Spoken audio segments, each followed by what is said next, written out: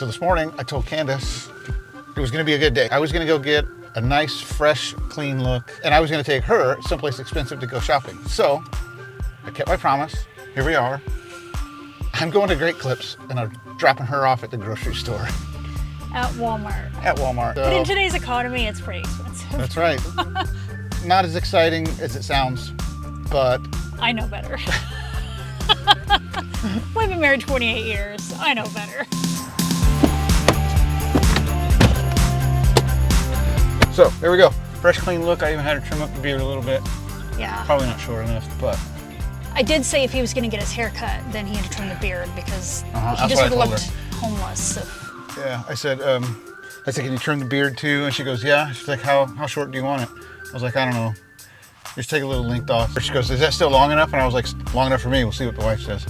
See, I'm wondering if we should like take this off. No. I don't know. It'll grow back. It's my beard. Okay, so now that that's out of the way, you can see here that I am much more clean cut. Well, still got the beard, but a little bit more clean cut.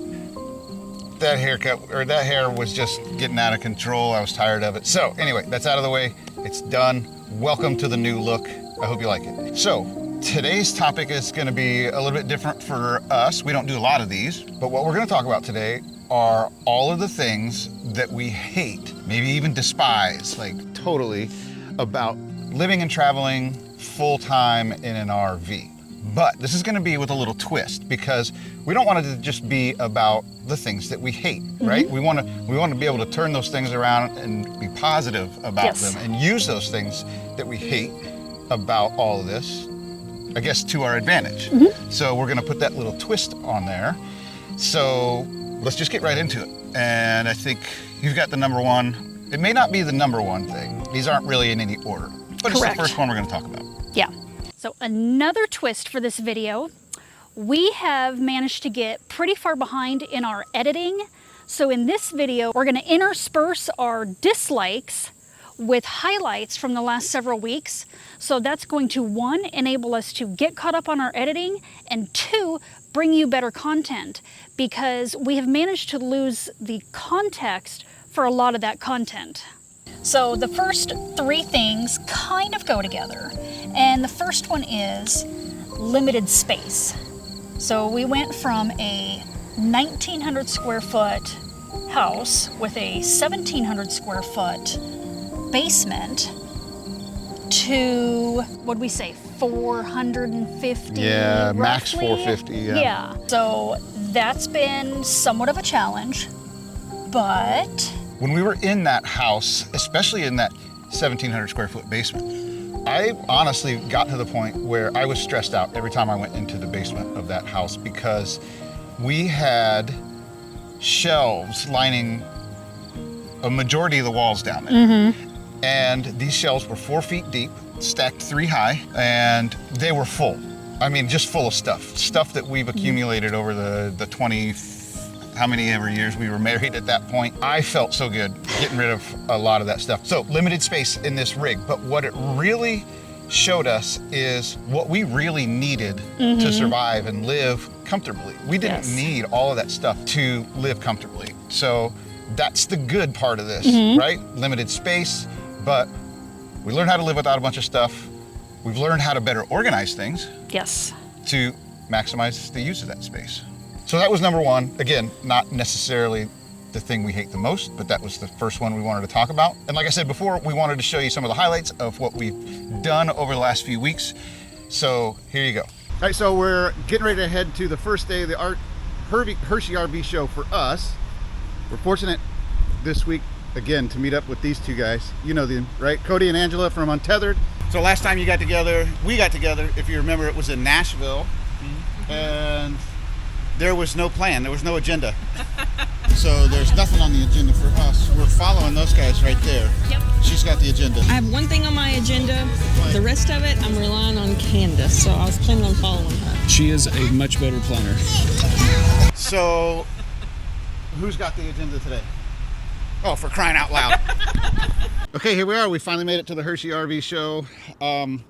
Not sure where we're going. I think today we're just going to scope it out, check out some RVs. Keep an eye out for those on Facebook. We're going to give you as many tours as possible. Again, it won't be on the YouTube channel, so you got to go to Facebook to see some of those tours. I don't know, where are we going? Well, we have to get our badges. Okay. And after that... Man, I love the planning around here.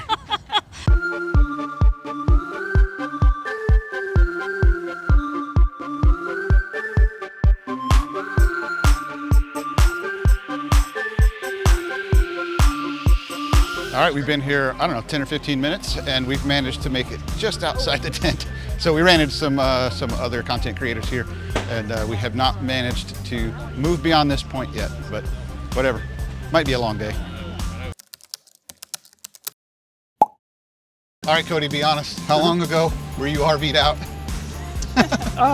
3 hours ago? No, probably in the last 30 minutes or Yeah, so. I think so. I love this stuff, so it doesn't, but I'm ready to sit down, light a campfire, have a bite to eat. Yeah, you know what's chill. killing me is right there, that thing right there that's in the sky.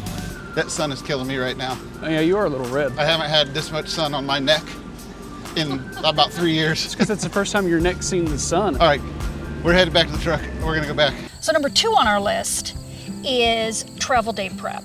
So a lot of that stuff is done inside. You know, you need to pack up the dishes so they don't break. You need to put away any sort of decor that you may have. Everything needs to be secured, tightened down, and prepped.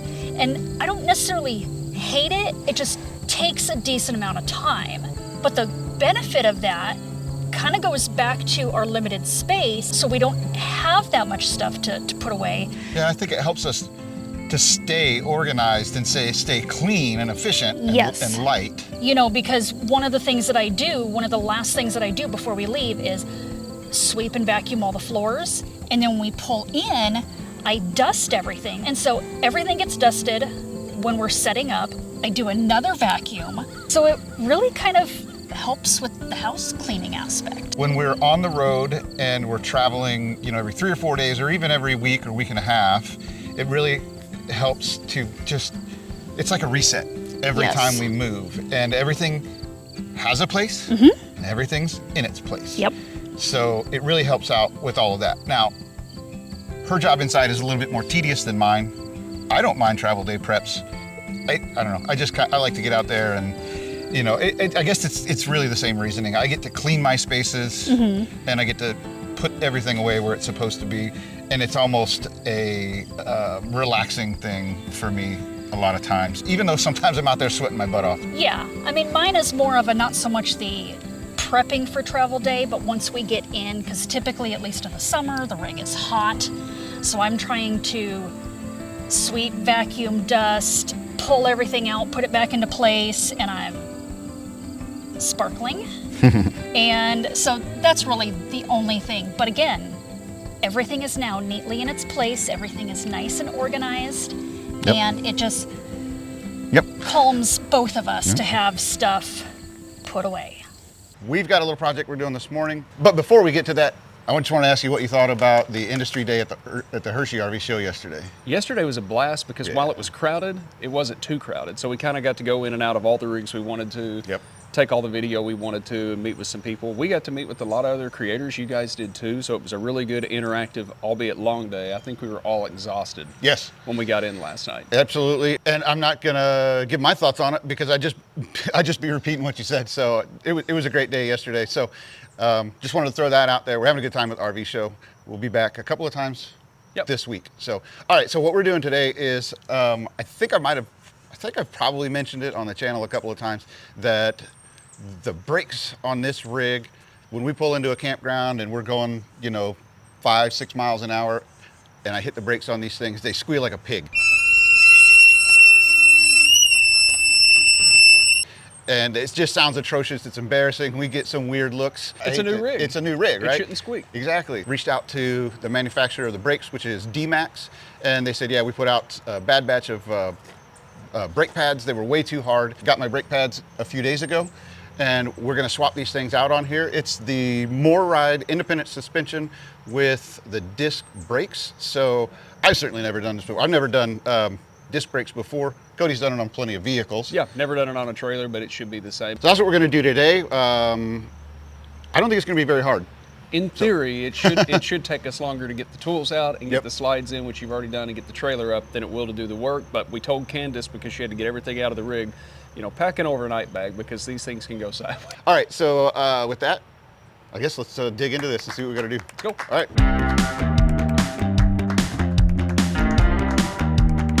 I'm gonna actually just have him walk me through this process a little bit on the first one. And then, obviously, I don't think it's very hard, but because I've never done it, I'm just gonna follow his lead. So, here we go.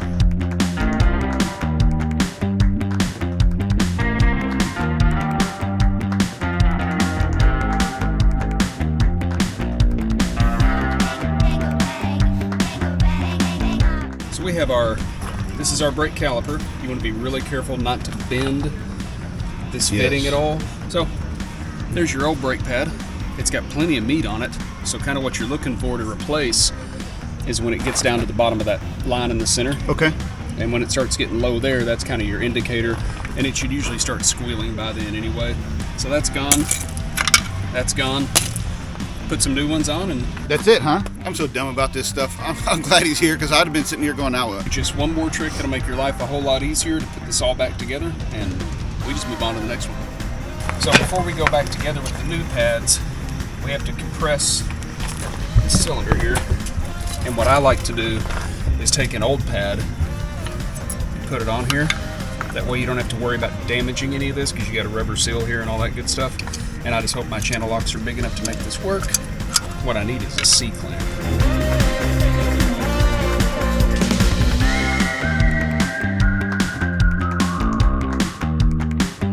So now we're compressed. All right. We are ready to go. All right. Now all we have to do is slide that right over, and you know you got the cylinder compressed enough because it slides on nice and easy. So now we'll just put our bolts back in. 1 of 4 is done. Okay, well, I guess that's me. I gotta get the bolt. I'm just the tool guy on this one, guys.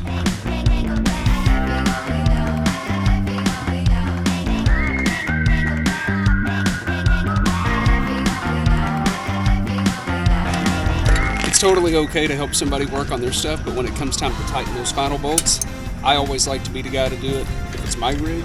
That way I feel good about it going down the road, and we're gonna let Jeremy do the same.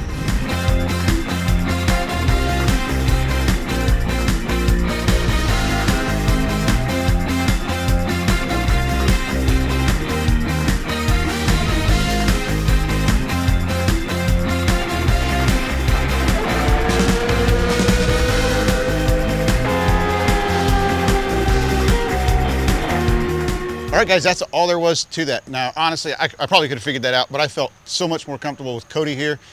So big thanks for coming over and doing that. Plus, he was able to play with his drone and kind of test it out. Hopefully we got you some neat shots for your video. And the other thing that I want to point out here, and I've mentioned it in the past, is if you're out here, especially if you're a full-time RVer, you've got to have a community of people that you can lean on. I mean, this is one guy that could help me out on that, but honestly, we're starting to get to the point where we have friends just about everywhere we go that know a whole lot more about that stuff than I do. So if you're trying to do this on your own out here, you really need to be part of a community. Number 3 on our list is getting mail and packages. And I will actually kind of pare that down to packages. Mail, who really gets important mail anymore, right? Most, 95% at least of the mail that we get is junk and can be just tossed straight into the garbage. Yep.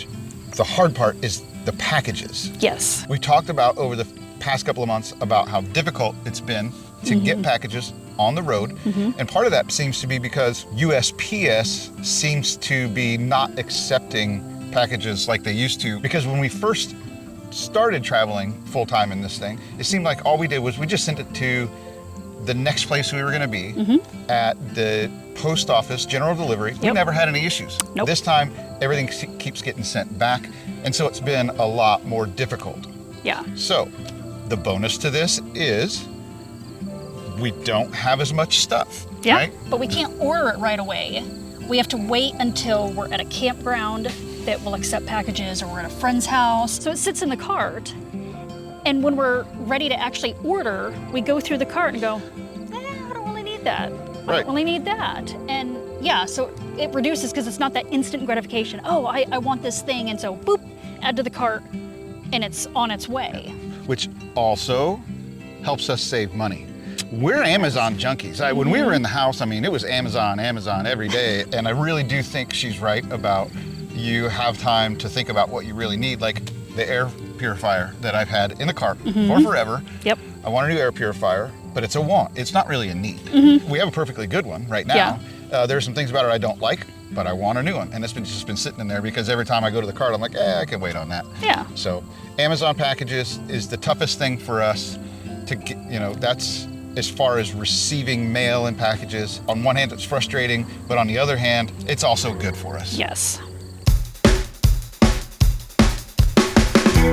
All right, if that's not broken, I put any amount of paychecks, that's broken right there. The pinky toe, it doesn't look like that normally. Dog was throwing up and I was trying to get him outside and I lost my balance. I guess I kicked the corner of the wall over there and I knew right away it was broken. But to be honest with you, unless I move it just right, I can't feel anything down there. That toe's mangled. That toe is mangled. I got my nurse here doing the best she can. Nurse Candace. Luckily he can't feel anything because I'm trying to be gentle, but his toes are swollen. I'm so glad I can't feel this because this would hurt. All right, so the Band-Aid is sticking on. All right, so now. okay. All right, so let me finish cleaning up the dog puke. There it is. Just in case you wanted to know what broke my toe. And there he is. Probably a wasted afternoon now. But we're headed off to urgent care. We'll see how this goes. Urgent care, you guys know how it works. It's unless it's really urgent, you're in there for a long time. Ow. So I don't know. We'll see how it goes. All right, here we go. We're here. What time is it? 3 o'clock. Okay, so it's 3 o'clock. We'll see how long this takes. I have no aspirations of getting out of here anytime soon. Okay, so that was actually a little bit over an hour in there. I was impressed. They got me in right away. Got some x-rays done, saw the doctor, and basically all they did was they wrapped it up, but they definitely said it was certainly broke, definitely broke. And they said, based on the amount of deformity of the toe, that I'm likely I need to go see an orthopedic doctor and probably no surgery, but they're probably gonna want to reset that toe. So there you go, I got a nice little wrap on it, and it actually hurts more now than it did before it was wrapped, so I don't know. Off to the orthopedic doctor, whatever it's called.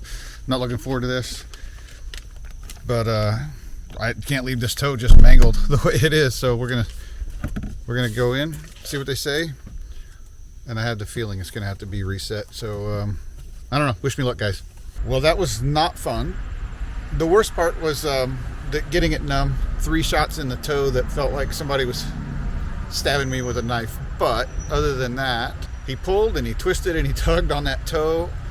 And even if that toe wasn't broke, that toe would be sore tonight once this lidocaine wears off. So I'm thinking because it's broken, it's still a little bit sore, that tonight could be interesting. Let's just put it that way. I don't know. We'll see how it goes. I got to get some x-rays, more x-rays to see if it's in a good position. If it's not in a good position, I don't know what that means. It sounded like maybe it was going to mean surgery and getting some pins put in there. But we're going to go get the x-rays done and just see where it goes from there. Number 4 on the list is mainly me. So I spend a lot of time planning our route, planning our pit stops, making sure that we can get our ginormous rig safely to a campground and, into fuel stops, depending on where we are. And so that takes a lot of time for me because I go really in depth on it. But my personality requires me to do that. I'm not one of those people, and I don't think Jeremy is either, that can just wing it.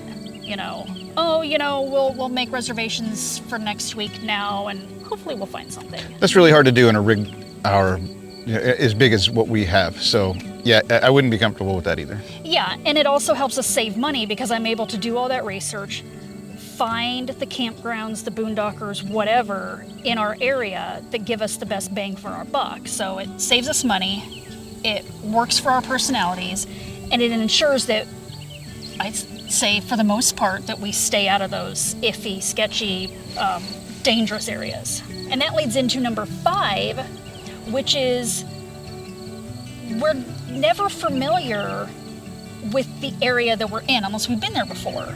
So we don't know the local roads, we don't know the local grocery stores, we're not familiar with anything. But because of my research and I'm looking around for things to do in the area, I'll look at TripAdvisor, I'll look at Atlas Obscura, and so I find those cool and kitschy and just interesting things in an area, which we've talked to a lot of locals in different areas and they're like, I didn't even know that was there. Yeah, I think we find things that locals miss, or they just completely take for granted, in the area where they live. If you do a Google search or whatever for, things to do in Washington, D.C., of course it's going to come up with, the National Mall. It's going to come up with all of those things, but she really is good at finding the things that are a lot of times more interesting, and also they are not as crowded and busy as the big tourist attractions. And sometimes, because we don't know the area and we're just driving along, we see something and we're like, oh, like Stonehenge. Stop. Yes. That was totally different. We found we ran across Stonehenge when we were in England. The legit Stonehenge. Yeah, we just driving. Is that Stonehenge? So yeah, that was kind of neat, but totally kind of off to the side we were there. not RVing. Not RVing. So this was back in his Navy days. All right, number 6 is all of the maintenance and upkeep and just general work that's required when you have an RV. Whether you live in it full time or not, they need lots and lots of attention. Things break all the time in these things. I mean, you're going down the road at 65 miles an hour in these wonderful highways in the United States. Things break just using them on a daily basis. And I know they do in your house as well, but it's more so in an RV. Yes. Now, what's the good side to that, you might ask? How can all of that work possibly be good for you? Well, I have enjoyed learning all of these things about the RV, improving my skills on how to work on these things. And as a matter of fact, I like it so much that next year I'm going to be attending the NRVTA Advanced Technician course and the RV Inspector course. So I'm not sure that that's going to mean a new career for me, but it does open up some opportunities for some additional income doing work that I think I'm really going to enjoy. But anyway, lots of work, lots of upkeep and maintenance, but I'm the type of person that I enjoy doing that stuff. I get frustrated with a lot of it a lot of times. Frustrated may be a mild word to use in some of those situations, but what I really like is, in the end, usually whatever I've just got done working on is better because I had to dig into it, figure out how it works, fix it, or make it better just in some way. And it also helps us to save money because he's able to do a lot of the work. We're not having to pay RV techs, take it into a dealer. I mean, obviously there's some things that you have to. If we ever had, frame issues. Yeah, frame issues, we could not do that ourselves. Certain slides, like if we had to replace slide mechanisms, that might be hard to do ourselves. But a lot of this stuff, he's able to do himself, and we save so much money that, I kind of think that's a bonus. Absolutely, it's a bonus. And he feels good about himself. Yeah, and that's really what's important here. It's just that I feel good about myself. And that, I guess, I don't know, in my mind at least, kind of leads into the next one, which is utility management. So managing our power, managing our water, managing our septic, because all of those things can be very limiting at times. For example, where we're at right now, we have no septic. We have water, we have access to water, but we're not hooked up to water. So we filled up our freshwater tank when we got here, 80 gallons worth. Yep. 5 nights. So we're trying to not have to get the water bladder out and top up. Right. So and then we're limited to 30 amps. So we have very limited resources that we have available to us while we're here. So that's not the most fun part about living in an RV. Again, here's the but, right? The but is, look at this view, guys. Look at what's behind us. This surrounds us right here. We're at a brewery that serves good beer, good wine, live music for the past 2 nights, food trucks on the weekends. We already met last night. We met some great people just sitting out here, at the brewery.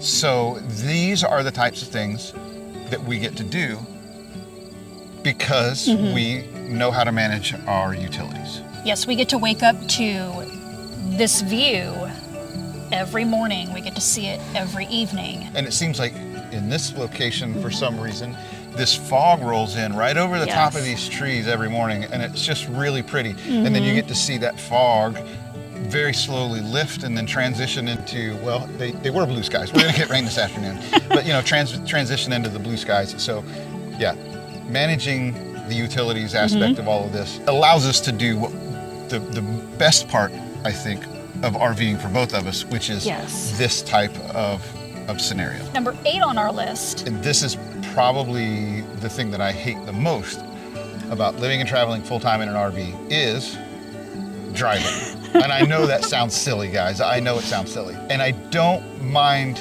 all of the driving, but there's a very good portion of it that I just despise, which is being in traffic. And I hate being in the traffic because you all know that there are a lot of, I'll just say it, there are a lot of idiots out there on the road that should not be driving a motor vehicle, but I don't enjoy driving in that traffic. Now, what's the positive to this? I think that kind of goes back to what Candace said is, we get to see more places. We get to go meet new people. We get to go catch up with old friends. Yes. So it's just a necessary evil to this life that we've chosen. All right, so that's gonna, I think, wrap it up for this segment. Again, we wanted to kind of get our thoughts out there about all the things that we don't like, but again, we didn't want to just leave it at that. We didn't want to make it a negative hit piece on RVing, because we see that a lot in the YouTube thumbnails and stuff. Everybody's quitting RV, the RV life, and that's just absolutely not true. I think we're seeing a decrease, in the number of people. It's not like people are leaving the RV life in droves. So again, we didn't want it to be a negative hit piece on RVing. That's not where we wanted to go. We wanted to spin it, put a twist on it, and make it positive. Okay, so that's that. We really hope you guys enjoyed watching this video. Hope you got something out of it. We always hope you got something out of it. If you did, make sure you hit that like button, the subscribe button, and hit that bell button while you're down there so that you see all of our future videos. And we're gonna leave you with one more highlight here.